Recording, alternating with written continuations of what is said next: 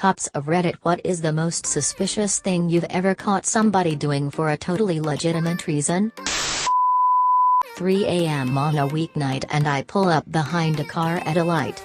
The light is green and the car is stopped but running, foot was on the brake. Light turns red so I wait behind him. Light turns green again and this dude isn't moving. So my partner and I quietly exit our vehicle and approach his. He was completely passed out. Asleep. With the car in drive.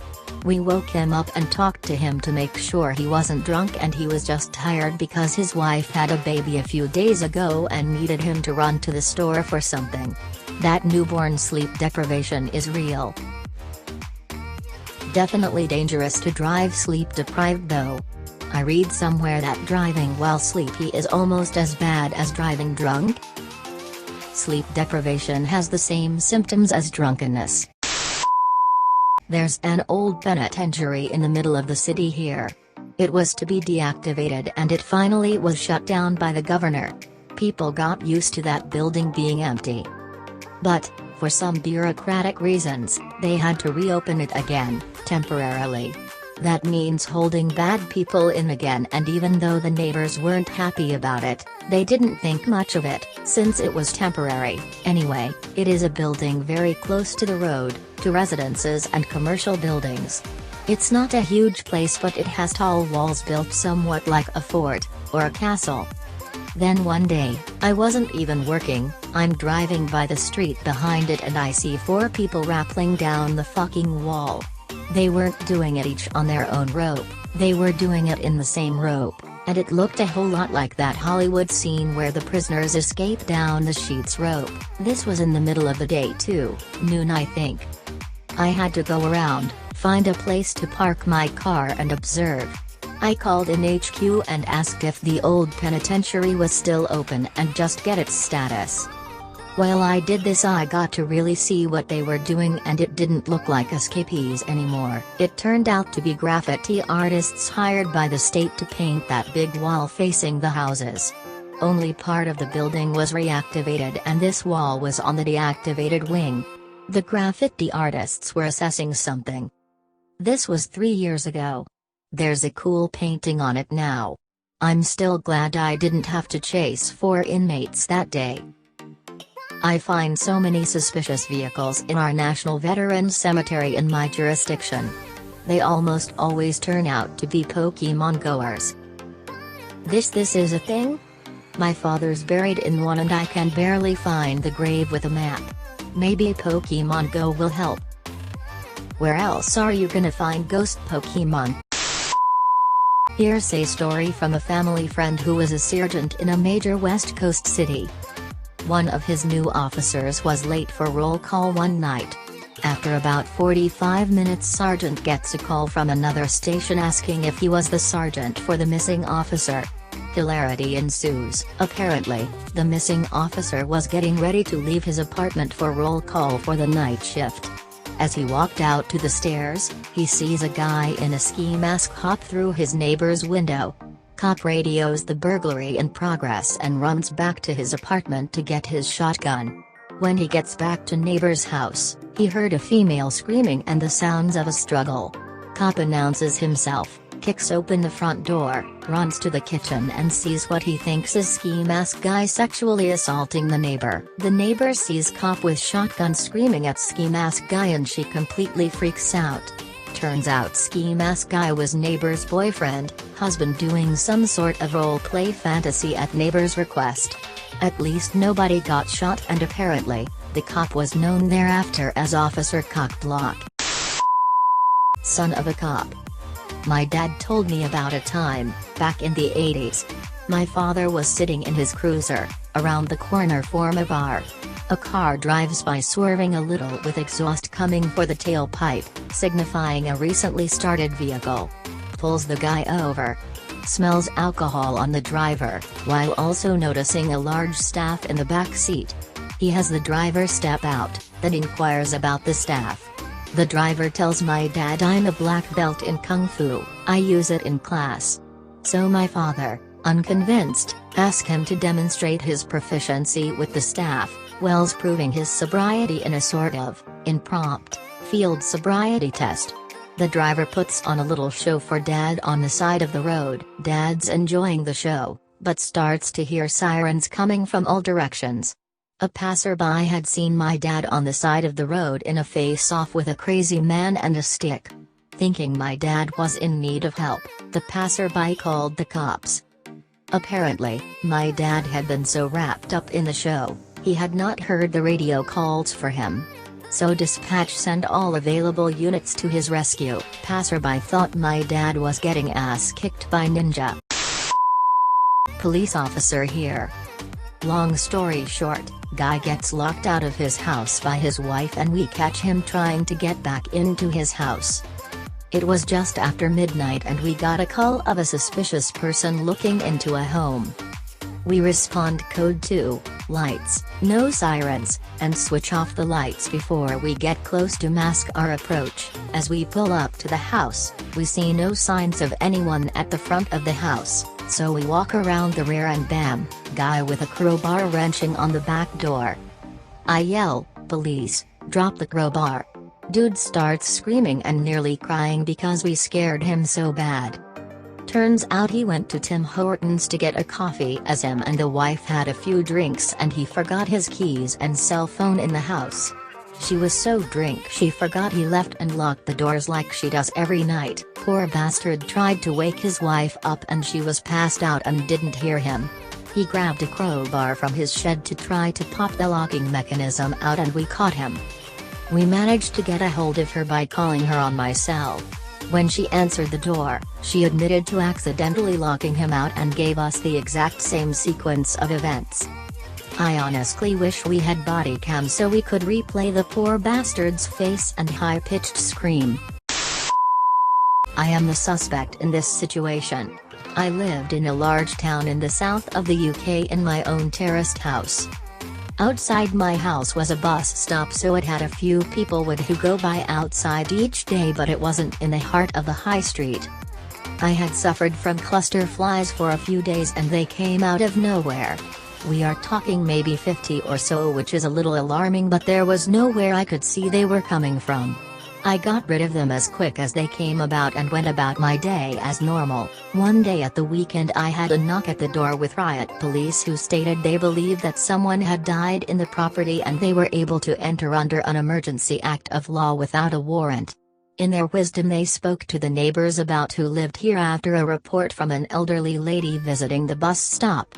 The neighbors mentioned my ex-girlfriend who they didn't see for a few months. We broke up and she moved out, but the police put the flies report and this fact together as me being a killer. The police were sure I had something to hide as they instantly didn't believe I owned the house. I work in IT, so make good money and damn thankful I saved hard to get on the housing ladder, but they weren't having any of it. I had to then wait under surveillance while my house was searched and riot police all in the street. I am a keen gardener and upstairs in the airing cupboard I was attempting to grow some from seeds. The police were convinced that 23-year-old me was instead running a cannabis factory. In the end they found no dead body and they realized their mistake when I pointed out the 50 cacti around the house they conveniently didn't notice. I'm sure I'm on some kind of list now, but they left almost disappointed that their amazing detective work found an IT nerd that likes spiny flora and not the next serial killer.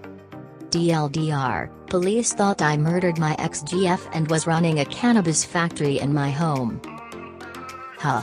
Me, they just raided my home, found nothing, decided to take my encrypted phone and very expensive and encrypted computer.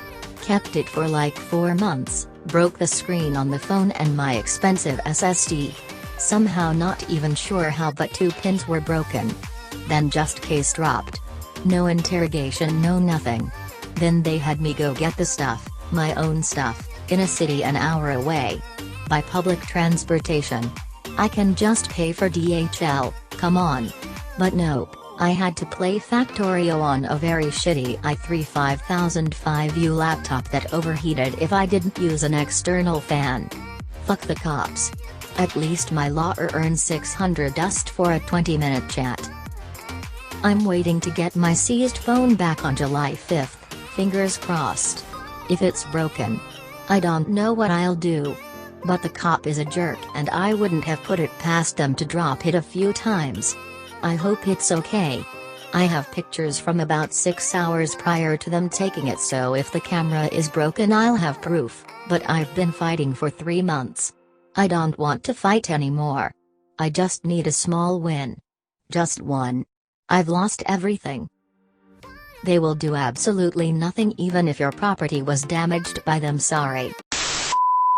Recently I was conducting a S18 house search on a guy we'd arrested in a local club with loads of drugs on him. In his room I found an oversized, out-of-place, vase with false flowers in them, suspicion raised. I take the flowers out and in the bottom I saw what I believed to be a balaclava. Here we go. I took it out, unfolded it, and it turned out to be a jumper for a small dog. I look in the vase again, I see a blue velvet drawstring bag. I manipulate it slightly and it rustles, with the feeling of lots of little packets inside. I remove it slowly, open the bag and inside are some retro Scrabble pieces. The fuck, we didn't find any further drugs in his room. We did however find a big fuck-off sized machete under his mattress wrapped up in a tea towel, so that was interesting. Still confused AF about the contents of that vase though. My cousin is a cop and told us the story of seeing a car driving slowly at about 3 a.m. through a neighborhood that had several break-ins. He thinks to himself that they're looking for a target, so he puts on his lights and pulls them over. He walks up and the driver puts the window down and she turns to look at him with fire in her eyes and says, in a harsh whisper, "This had better be important because I just got the baby to sleep." He looks in the back and there's a baby in a car seat, sound asleep. The memory of what it was like when his babies wouldn't sleep rushes back, and he says, "Oh no. I'm so sorry. Never mind." And goes back to his car. She drives away slowly. He's just glad he didn't wake the baby. He fell for the oldest trick in the book. The old take your baby on the heist trick. Rookie mistake. Exactly what I was thinking. It was just a doll and she robbed 6 houses after that. I'm the guy who was doing something suspicious, but it kinda fits here. When I used to work at a grocery store I would get off sometime between 10 p.m. and 12 a.m., and I also preferred to ride my bike most of the year to save on gas. Since work was close to my house and there were few cars out I never really bothered with lights. Already suspicious I know. Right around Thanksgiving we would get in these massive stalks of Brussels sprouts, which if you have never seen one they look like something you might find growing on an alien planet. A solid 3 feet of little bulbs at the end of spikes basically. They were super cheap so I couldn't pass up such a deal, but of course the only way for me to transport it home at night was to ride with the stalk sticking a foot out of my backpack. I have no idea what the cops thought it was when they pulled me over. Marijuana? A weapon? They were doing their deal where one talks to me and the other checks me out from behind when the one behind me busted out laughing. Are those Brussels sprouts? They let me go a minute later. At around 2 a.m. on a weeknight, I see a guy bolt from a house in a quiet residential burglary hotspot. His face is covered, he's wearing sunglasses or something similar and the kind of dark clothing you catch burglars in. As I follow him and start to shout up on the radio, the cars parked between us clear to reveal he is running on a lead behind the tiniest dog I've ever seen, a clearly uncontrollable pooch that is having the time of its life. I just kept going. Cop here, well technically military really. I'm an officer with the Portuguese National Republican Guard, similar to the French gendarmes. We're generally responsible for policing rural low-population areas, though we do also take on some military, expeditionary roles, like our peacekeeping presence in Timor. The point is, if you live in rural Portugal, we're the ones who are going to come when you need help, or have trouble. About 2 years ago there was a murder, old man was stabbed and bled out in his kitchen, the wife came home to find him dead lying in the counter. She called 112, 911 equivalent, and I was dispatched along with some colleagues. Paramedics confirmed the death on site, but we didn't want to move the body before the judiciary police could have a look and do forensics.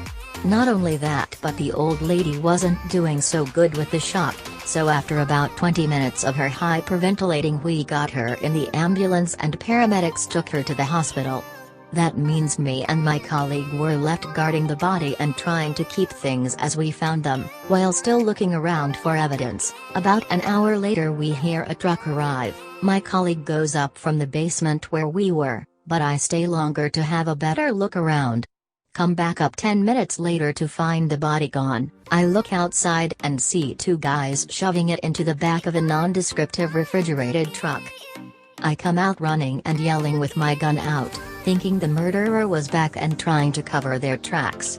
My colleague steps out from behind the truck. Turns out the morgue's vehicle was broken, and they were using a rental to transport the bodies. The two guys I saw were morgue workers just putting the body in the truck to carry it to the morgue, while my colleague was talking with a third. The judiciary police only came about 2 hours later. My grandfather was the only police officer in a one-stoplight town in Ohio in the 1960s. His favorite story to tell was the time he got a call for suspicious behavior at the local ice cream parlor after hours. He pulled up to see a young boy on the ground who looked like he was bleeding badly. And he was weirded out by the overwhelming smell of cherries. And he saw another police officer inside. Turns out the children of the owners were making a home movie of themselves playing cops and robbers. The blood was cherry syrup for the ice cream. And the other officer was the brother, saving the owner of the ice cream shop from robbers. That was their sister. The kids made him a sundae for his troubles and promised to call if they were going to film a sequel. Edit: I see a lot of not police officers in here. Sorry. I just thought my grandfather's story was really sweet.